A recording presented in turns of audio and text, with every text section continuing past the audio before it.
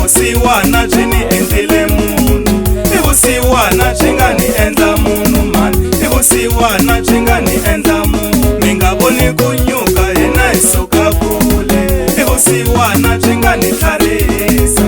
Hambi no fumo ni huma na mukhava mani nga tshiki xikoroko xa mina. Hambi no fumo ni huma na mukhava, a ni nga tshiki xitirhwani xa mina.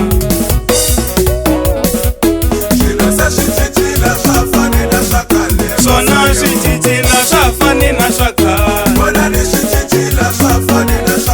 se swilo swi cikile swa fani na swa ntumbuluko. Mani vona ni nyukenyana na fani na swa tolo, mani vona ni basenyana na fani na swa ntumbuluko. Maiva vo swi cincile na fani na swa khale, ebaro leswi cincile na fani na tolweni.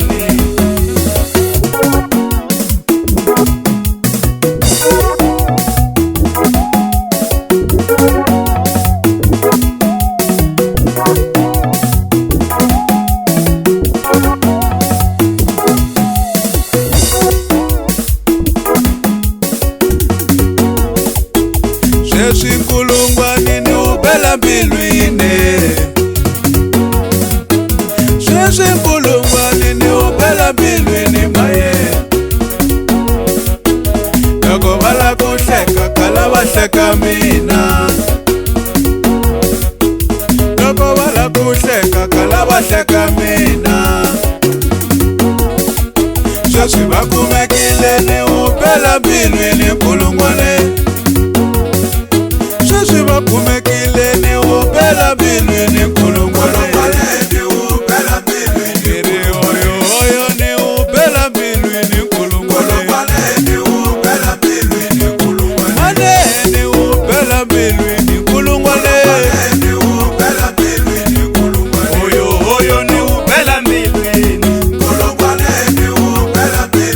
lava va sayinile va kumenenge kanya. Oyo ni wu bela mbilwini, a va beje ku beja va kumenenge fumi.